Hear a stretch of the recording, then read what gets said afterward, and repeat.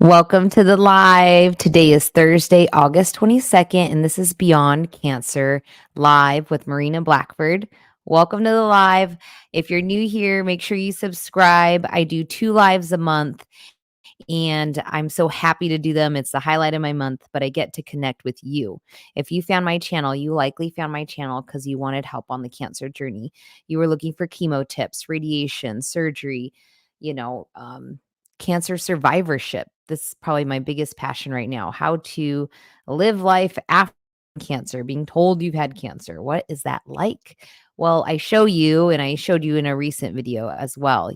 I felt a lump, and this is what I did. And that was an important video to share because it shares that, there are steps we can take to help ourselves. And I just want to always be real on this journey. So I'm about 3 years out, first comment on from my last treatment of my second breast cancer journey. And I am feeling really good, but I want to talk about some stuff today as well. So, first comment on is from Amy Lee. Good morning. I love seeing you on here, Amy. I love seeing all the regular subscribers. It is so connecting. So, I encourage you guys to not just subscribe, but come to the lives and then comment so we can make this a great community. Quatrice, another great regular. Happy Friday Eve, Marina, and everyone. Yay, thank you. And Deborah, hello. Marina, she says, "Hi, Marina. So happy for your accomplishments. You look great. Thank you." And another comment on from Karen. Hello. So, yeah, I want to talk about a couple of things. 1, welcome. 2, subscribe. And 3, join the lives. When you subscribe, you'll get notifications. So it's just great. All right, update with me. So I have a lot to update here on the YouTube. You can catch more real-time updates, to be honest, on my Instagram, and that's at Marina Blackford and at Beyond Cancer Coach. I am a certified holistic cancer coach, and I am so close. I take my final exam next week to be certified with the J. Shetty Certification School. And that's a goal I said out loud on this channel probably 2 years ago. It's just been very empowering to learn how to work with people to help them uncover their own answers. It's so great. So that's my next layer of coaching. And I'll be working with more people one-on-one. So you can look for that eventually. All right. What is going on? This past weekend, I did something really amazing, and I do want to share about it because I think it could inspire. But I did something. I auditioned for something local in Phoenix called Stars Survivors Tell a Real Story. It was started, I don't remember exactly, 8 years ago or so, by a writer named Judy Pearson. And she's a survivor and wanted to start a production where she could have survivors tell their story on stage in hopes of inspiring others and healing. And the point kind of our stories is that cancer has touched all of our lives. There was 8 of us speaking this year, but we speak about how it led to our second act. Kind of like that's the idea of the show, right? A second act. And our second act being how it's led us to doing something maybe different in our lives or our community. And, one of the ladies has a podcast and the other one has a local women's ministry, in some way having cancer. And can I be honest with all of you? The most common thread in all of our stories is that we were all at a point in our life where we were we were running too strong. Okay, now I'm just using the word running, but not actually running. But we were overworked, we were overstressed, we were overcommitted. A lot of the women had tragedies, right? Like, and even one injury led to the other. Like one of them, she fell out of bed and broke some ribs, and that led her on this track of like getting her health checked and finding out she had thyroid cancer. She's a single mom to 2 kids. So the most common thread that I am also finding with some people that I talk to, that I coach, is that we're at a point in our lives where we're just probably like cancer. I've talked about it before. It's the book Cancer is a Turning Point. Like cancer is literally like emerging out of almost a sign that like you need to stop. You need to slow down. Something has to change. It seemed to be in everybody's story, just so you know. So there's that. So I auditioned, I was selected, and I got to share my story on stage. It was about like a 7-minute talk. And it was just really great to tell people my story of, trying to get to the Boston Marathon, then being told I had cancer 1 week after qualifying, and then still getting to Boston 1 year later after chemo and after surgery. So that was my story. And my second act was how it's led me to do YouTube and to give back and to connect with people. And here we are. So really, really great. I'll share some more pictures here on YouTube, but you can find some of them on my Instagram accounts. As I talk, I want to encourage any questions. If you guys have anything on your mind or any questions, please feel free to comment and I'll get to those. So that's an update with me. The next update with me is that I am still running. I haven't ran a marathon in 8 years since the Boston Marathon. And since then, I've had 2 kids and I've had cancer again and chemotherapy again and radiation, a lumpectomy, and a hysterectomy. So this year, I saw a post on the last day to apply to the Young Survival Coalition's opportunity to run on their behalf in the New York City Marathon. And I got a call, I don't even know, a month later, that they had a spot for me. So here I am. I am now marathon training again. And it's going well, but it is not easy. I just have to be honest with you guys. As somebody that is a runner, running in summer in Arizona is like torture. You have to get up so early and you sweat a lot. So you have to get a lot of electrolytes in. And I am so mindful of what I eat throughout the day now. And I think that's why I feel so good. But it's tricky with running because you do have to add in things, So I try to get that from like almond butter and honey. And I consume that and a banana before running. Anyways, the whole thing. If you want to follow some of those updates again on Instagram, I'm going to try and bring more of those updates here for you guys. If you want to donate to getting me to New York, that would be amazing. By the way, I paid my entry to run in the race and I have used points to fly me there.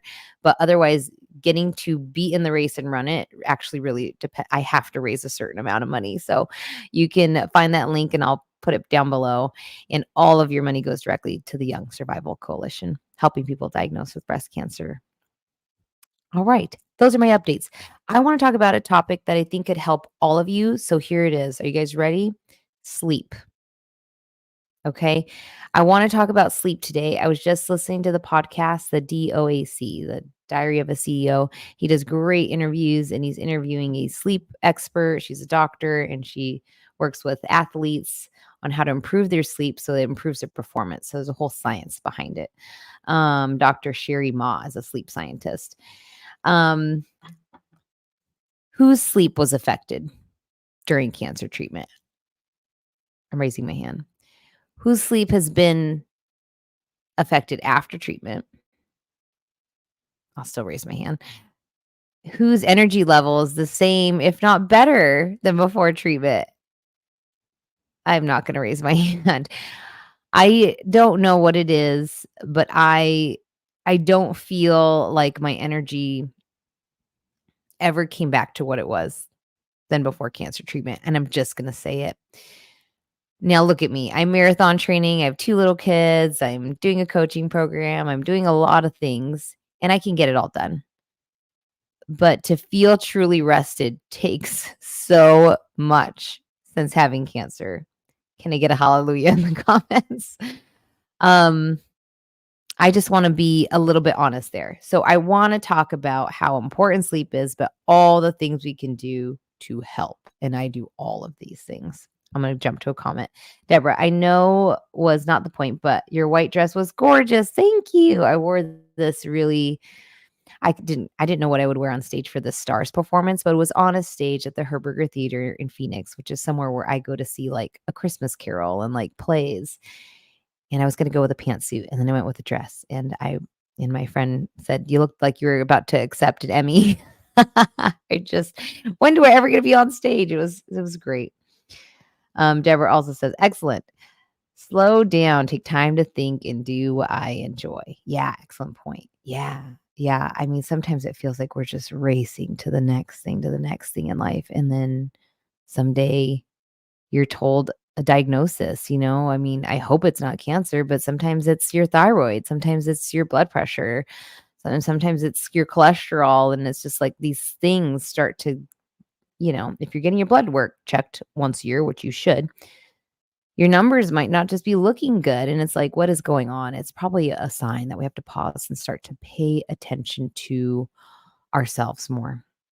We might be giving too much, and that doesn't allow enough time to give to ourselves. Amy, I barely slept the last 2 months of chemo. I felt crazy. I had to get sleeping pills.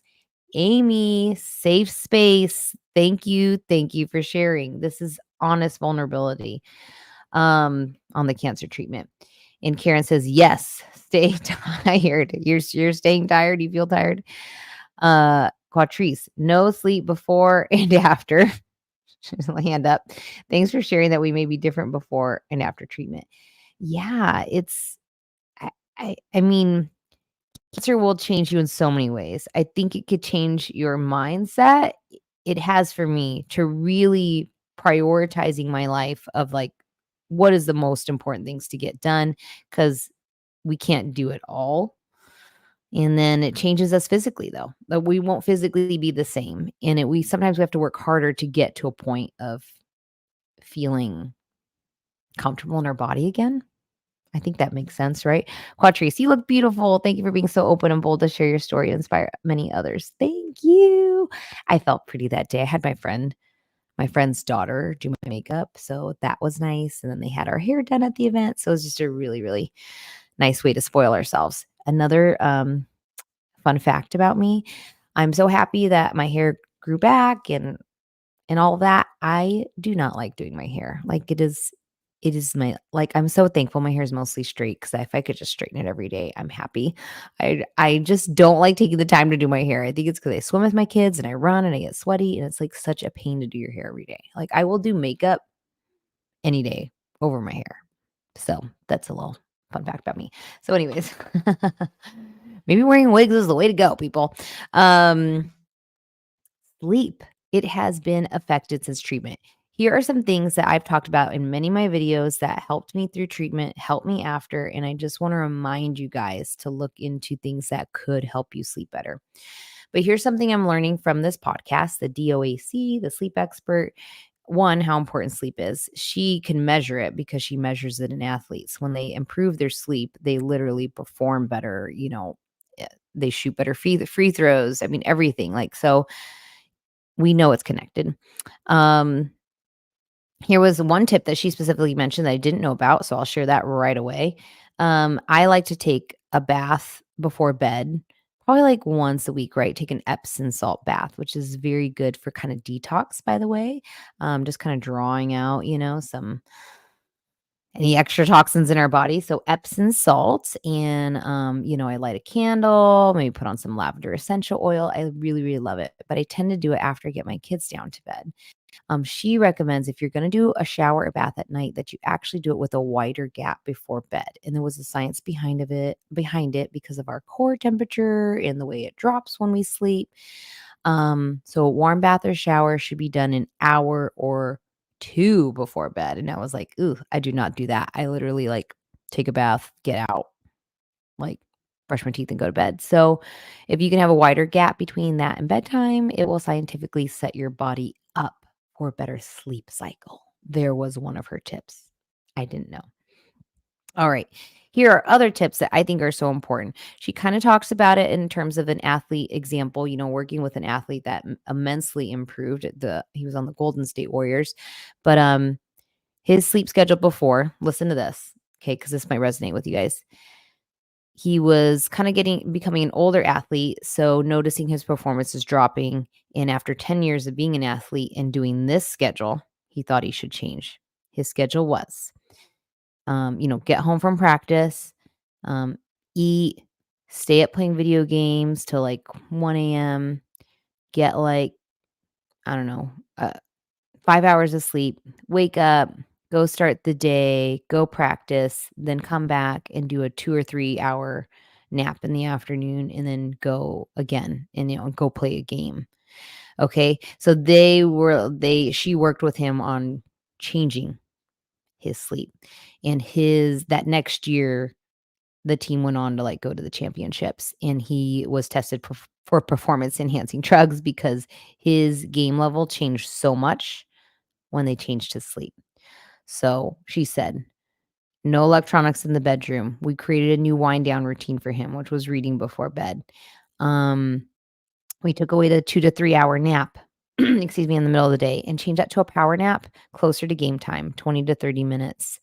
Um and focused on, earlier bedtime. These are kind of very simple things we know, but again, how many of us are guilty into falling into this pattern? Like, I'm going to work, I'm going to take care of family, I'm going to clean up the house, and then I'll take care of myself.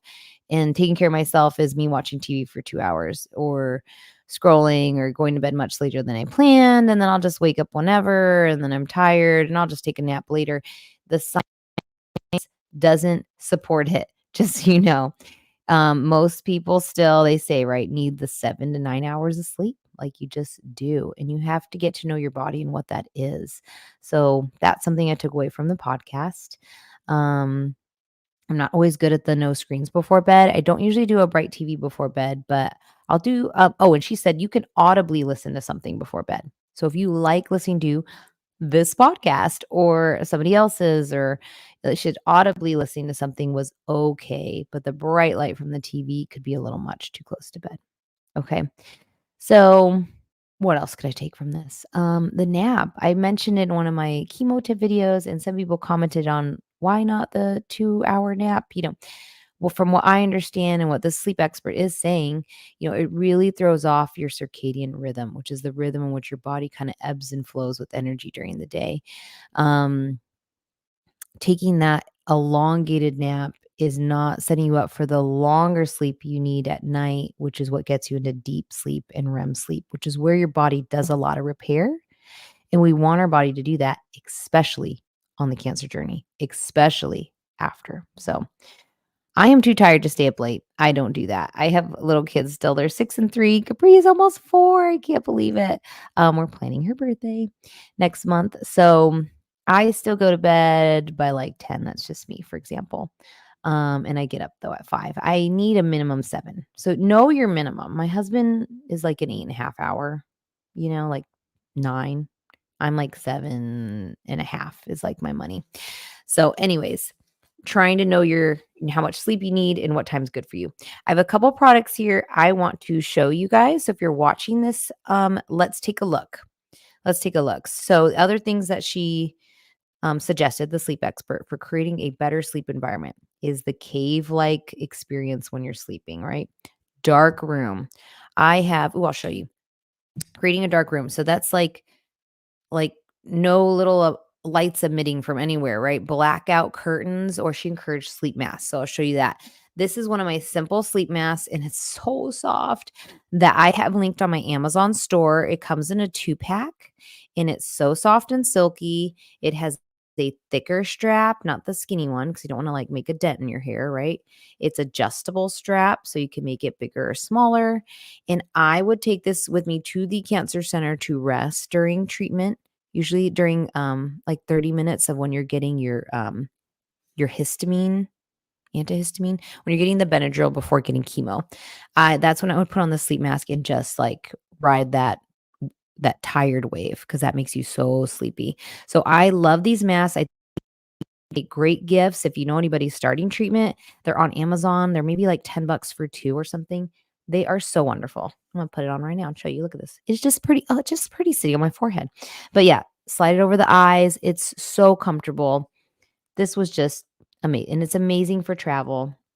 So if you can't create a blackout room when you travel, take a sleep mask, right? If you're traveling because you're going to treatment. But creating a dark room to sleep, you sleep better. So another reason not to sleep with the TV on, guys. Again, she's like, a little bit of noise is okay, but you can't sleep with the TV on because of light. All right, here is another example of a sleep mask that I was sent by this company, Manta Sleep. And also very impressive, just like super lightweight, but these are eye cups so that the eye mask doesn't touch your eyes. And then it has this Velcro strap that's adjustable, and it's a Velcro strap that won't get your hair. Like, it's super soft. So when you put this one on, the mask doesn't touch your eyes. If you're somebody that's very sensory and you're like, I don't want to feel anything, or if you have lashes. Do any of you have lashes? I don't. But if you have lashes and you want to keep them pretty, then you want to spend a little more money and look at something like this from Manta Sleep. I don't remember if I have a discount code, guys. If I do, I'll put it in the description. This sleep mask, they had different options. This is their most basic one, most basic. I don't mean it like that, but they have like upgrades. So you can take out these eye cups and I don't have them here with me because they're in my freezer. In my freezer, I have the cool gel ones that you can actually put on instead. So you can swap out these for cool gel cups they sell. And they have a fancier version of this sleep mask that has Bluetooth. So if you do like listening to a meditation to fall asleep or white noise, they have one that you can listen. Again, it'd be a great option for the cancer center if you're in treatment. But listening to like a meditation or something, an affirmation, whatever it is. Really, really neat. So check them out, Manta Sleep. And I love the cool ones are really neat. Oh, they're not in my freezer. They're right here. The cool ones are really neat. Okay, yeah. So they're like little beanbaggy cool ones. They're really neat because if you put them in and then put this on, these are weighted, still have the cups. They don't ruin your lashes and cool. So that way when you wear this, the weight plus the coolness, it's like relief for anybody that might get migraines or sinus pressure headaches. Oh, they're already like cooler in temperature than the other ones. Oh my gosh. And the weight of them is actually really, really nice. I would recommend that for when you do like your nap and this one for when you're sleeping all night. Wow. I forgot how good that felt. I need to wear this more. I haven't been napping, guys, but I will probably start doing that 20-30 minute power nap because I am marathon training and it's so hard to get through the day when you've done. I'm about to hit double digits. So I just did 9 miles this last weekend. I'm about to get into 10 and 11 this weekend. So I'm going to need that power nap. So those I wanted to show you. Blackout situation is great. Check out the eye mask. Yes, Gizbeth, I want one of those. You check out this eye mask from Manta Sleep. I'm going to look and see if I have a code for you guys. I'll put it in as soon as we're done with the live. And Amy says, that would be amazing for migraines. Seriously, Amy, like to put it on in real time and show you guys. I'm like, this is amazing. So good. You'd have to get the cool eye cup. Also with Manta Sleep, when you get that, comes with this nice carrying case. I want to say that one might be like, I don't remember if it was like 50. And then of course the Bluetooth one is probably double that price. But you get a really amazing sleep mask that's lightweight, won't ruin your lashes, cute carrying case, and then this cute little pack of earplugs. So that was something the sleep expert also talked about, sound. We do need to really minimize outside sound. So this one comes with some earplugs. Or another way to minimize outside noise that's disrupting our sleep would be white noise. And I thought for so long I was fine without white noise. But when I travel, I must have it. Like I cannot sleep in a place outside of home without white noise. And then my kids too sleep much better with white noise. So ever since I've had babies, I'm all about the white noise. I have a monitor, so I hear my kids' white noise through the monitor when they sleep, but I've recently added in white noise and I'm sleeping like so much better. So please consider white noise. So I think this one is on my Amazon store. This is a white noise machine. It does plug in. So I do travel with it. I say it like that just because you got to make sure you can plug it in somewhere. You usually can, right? Better than batteries, I think, because batteries just, if you're using white noise every night, you'll be replacing batteries like once a week. So this plugs in and there's many different sounds on it. I like the waves. So there's white noise, but there's, I think, some science behind white noise that actually is kind of like flowing, like a whooshing or waves that is actually even better. So I do like one of the waves sounds. So it's like I'm sleeping next to the ocean every night. I sleep so much better because of it. So this one's called like Easy Sleep. It's on my Amazon store. I have these blackout stickers I bought for like, I don't know, $4. And I put them on any device that's in my room that omits light at night. So I have a blackout sticker on this little light, and that just light shows that it's on. And then if it's set for 1 hour or whatever. So, maybe I should put that on my maybe I should create a new category on my Amazon store for sleep. Maybe I will. Maybe I will. So, white noise, I'll do that. Okay, white noise machine, other things that help me sometimes, especially on the cancer journey, was essential oils. So I'm a fan of essential oils, bringing them in can create a very relaxing environment. So lavender I have linked on my Amazon store, lava beads that you could wear to the cancer center to use lavender or happy scents, whatever you want. Right now I'm wearing a roll-on of a happy scent. Um so happy scents usually have citrus. This one has grapefruit, lavender, rosemary, and patchouli. Um, or you can get something like a lavender oil. This is a lavender oil ointment. This is local to Arizona. Oh, it's lavender rosé hand salve made with olive oil. But something like this is really, really nice. Again, it's kind of like this is like a love letter to yourself when you do this stuff, guys. When we say we don't have enough time, I think we do. Like make a little mini routine just to help cue you for sleep. So, right, I'm gonna go get my eye mask. I'm gonna turn my white noise, and I'm gonna grab some essential oils. I'm gonna rub this on my heels or my hands, and moisturizing is good for me, but the scent of lavender as well will help cue you for that rest. It's a very, very relaxing scent. So, I wanted to bring some of that in today and just talk about sleep. What else? I think sleep is just another aspect that we can try to do better at to help our energy. That being said, guys, I'm using the white noise. I love it. I create a blackout room. I have like dark curtains and stuff. Hello, hello. Getting a couple comments. Yeah, great question. Hold on here. Jane says hello, and B Ramirez, is lavender good for breast cancer? I don't know if I would say it's good, but it's not bad for breast cancer. So, yeah. um Elaborate. Elaborate if you have I don't is it good for breast cancer? Is it good to prevent it? Is it good to help it? Um, yeah, good question. I know it's a natural thing and infusing it in the air is fine for me. Um, I don't run essential oils all night while I sleep, no. I definitely just do it a little bit while I'm, like, washing my face and brushing my teeth at that time, because I have a doggy that sleeps with us, and I have heard that running essential oils when you have pets sometimes isn't good for them. So I don't run it all night at all, probably just, like, 20 minutes while I'm doing a bedtime routine. Um, Moby, hi from Pakistan, hello, all the way from so far away from Arizona, hello.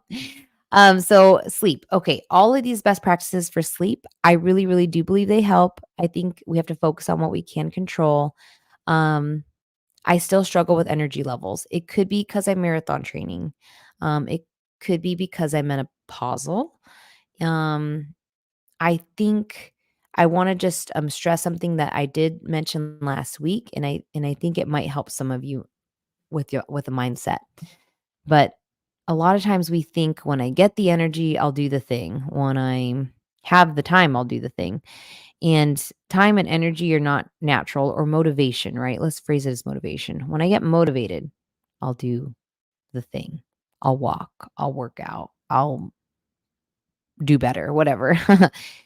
It doesn't really work like that though. It's action that stimulates the motivation, that stimulates the energy. So I'm gonna be totally honest with you here and say, I wish I could tell you guys my energy is amazing after being done with treatment years later. It's not. But that's life. We're getting older. We have commitments like work and family. And so I try to just focus on the things that I'm doing. When I have a purpose to get going for the day, though, it really, really helps. So I do recommend a morning walk. I do that every day. But then kind of like having some planned commitment in your day that you're excited about, whether it is work or family or making a meal for yourself. But just having that thing on your calendar that you really look forward to, it's just like that draw to like get you going for the day. So um for me, it was this live this morning. I woke up, I didn't have to run this morning. I did a walk with my doggy, got the kids going to school, and then I had this live, and I'm like, I had this in between time where I'm like, I feel tired. Like, I could go back to bed if I didn't have this live, but instead I showered, got myself ready. Like, I'm taking the actions even though I don't stand in the energy yet, right? And then I made myself a really yummy meal. I just had half an avocado with sea salt, some egg bites, and a beautiful piece of sourdough. And I feel like that's giving me energy. So it's kind of knowing that the actions are going to start to help bring the energy we're looking for. Beyond that, I'm about to take my vitamins, which I think help. I take a multivitamin, a vitamin D, a vitamin B12, um, fish oil, and turmeric. I'm about to take those. I think those help. I've added in magnesium as well, and I wouldn't say I've noticed a huge difference, but I do like it for running. It's supposed to help with avoiding cramping, and it's supposed to be great before bedtime. So I actually have another supplement I do at I do before bed that has magnesium, and it's supposed to be good restful supplement magnesium, help you rest and help with any recovery if you've been running or working out. So, all these little actions are helping me live my life. It's a beautiful life. I've created meaning in my life and I just focus on those things, you know, meaning, purpose, and then just all the little things in between. Um, if I was waiting for some massive wave of energy to get going to live my life after cancer treatment, I'd be waiting until I'm in the ground, guys. Like, I don't think it's ever gonna come. I don't think I'm ever gonna wake up and just be like, "Oh, man, whoo, birds are chirping, let's go." I don't think so. So, instead, I'm gonna view it as I'm happy my eyes are opening. I'm happy I'm gifted another day, and the choice is ours to do what we want with it. And so I just wanna give you a little bit of encouragement from somebody that looks like I'm just doing it all because I am doing a lot, but that I really probably don't have much more energy than we're all so individual on this journey. I'm just trying to make the most of it by taking my vitamins and drinking tea and coffee as needed. So I just wanted to share that. B. Ramirez, thank you. You're welcome. And Moby, tell me, I want to see this. Tell me something about hands, knuckles to recover the skin. Okay, Moby. So from personal experience, when I had chemotherapy, especially Taxol or paclitaxel, it was very, very drying. It actually caused my nose to bleed, my eyes felt dry, and my hands cracked near the fingernails. To the point where, and I wash dishes and cook for my family, right? I mean, like my hands would have cracks in them from chemo. So to help the skin recover, I had to use an ointment. Lotion would not cut it. So number one thing I tell everybody is hydration. So we're going to drink our water throughout the day. You can infuse that water with stuff to make it taste better, especially if you're in a treatment. Cucumber, berries, really beautiful things to add to your water, citrus, lemon water. Um, and then ointment. It has to be ointment. And I have this example here because I was showing my lavender ointment, but it has to be a thicker ointment that you're putting on your skin. At night is the best so that when you sleep, it's really like helping keep in moisture and heal, and every morning. And it honestly only got better when I was done with chemo and months later. So I sympathize with you if that's something you're having.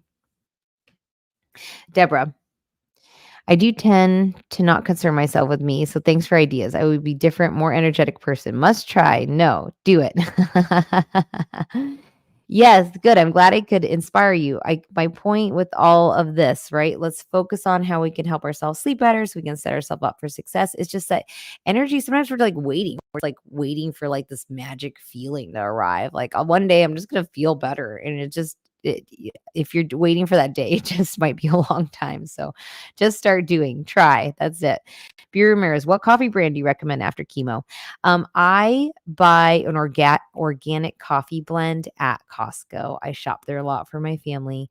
And I shop at like Kroger stores like Fry's.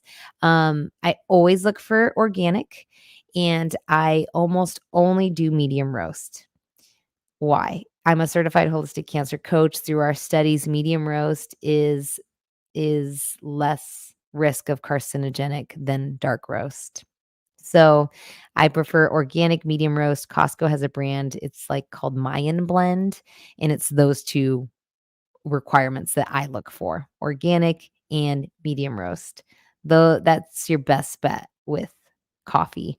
Um, have you seen some of the mushroom coffee, rice coffee? I've looked at that, guys. I mean, it still has coffee in it. It just has added, like, organic mushroom adaptogens, so I don't know what the whole mushroom coffee thing is. I don't know why people are claiming that that's so much better.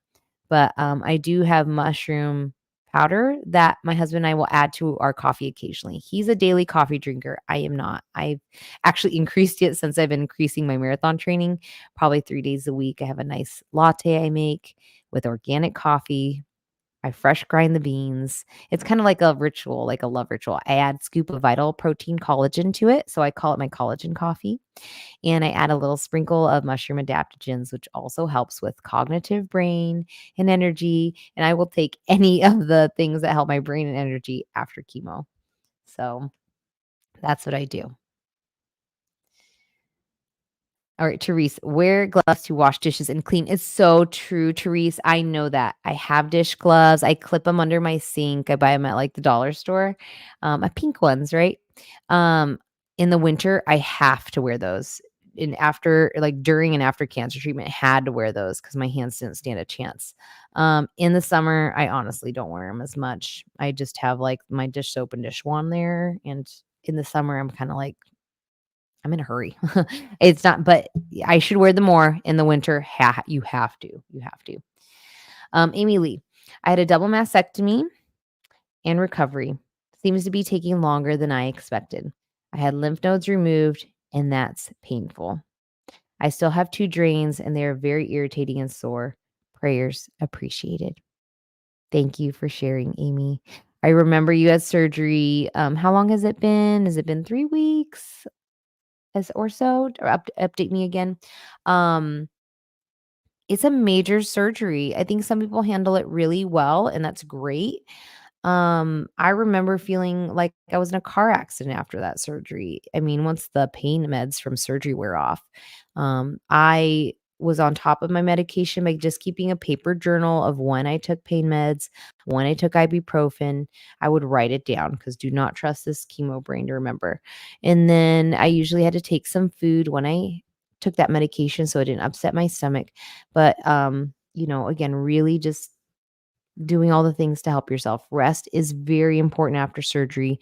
So your sleep's going to look different right now, Amy.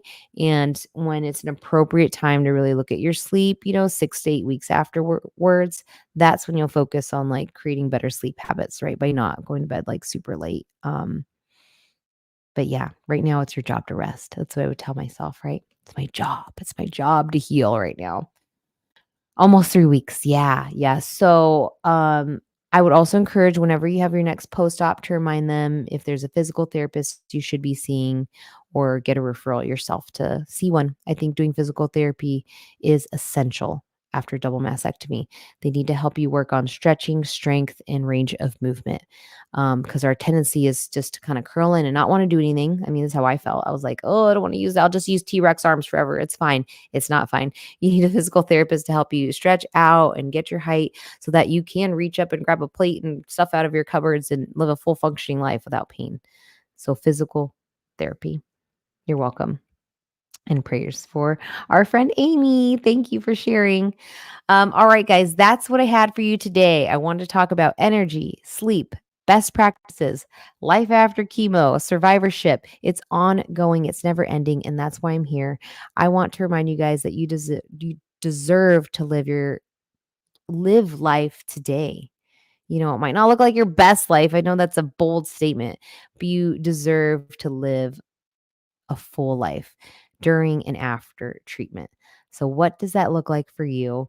I want you to start to visualize it and start to create it because there's no better time than now to take care of yourself. I love you guys. Thank you for joining my live. Since it is technically the end of August, I'll create a September schedule next week and have that out. I am working on videos to help you guys. Ooh, huge, huge. Got to mention this. Um, Oh, and I have another comment I'll get to because I like to see Crystal. Okay. We are talking about sleep, fatigue, energy after chemo. I am working with a company that has created a supplement to help with chemo fatigue, and I'm so excited to bring that to you guys soon. So that's going on behind the scenes. So I'll share that information with you really soon. So stay tuned. And they are sending me a sample, and I will take it and I will see if it even helps with fatigue after chemo. They said that their research supports that it is safe. So I'll be sharing more on that to help all of us. Yay. Okay, let me get in one last comment here from Crystal. Tumor board recommended going back in after double mastectomy and take more lymph nodes. So just had lymph dissection, lymph bypass on Tuesday. Prayers, Crystal. I hope everything comes back clean and that your team creates a wonderful plan for you to be cancer free and you heal, because these lymph node removals are very painful. I'm sorry, guys. All right. So thank you all for joining today. Thank you for your comments. Gizbeth says, thank you for the lives. Love them. Therese also says, thank you for your encouragement. And Crystal, thank you all. I love seeing you guys. I will see you in the next live. Stay tuned for more videos on how to help with chemo fatigue. All right. I'll talk to you soon. Bye.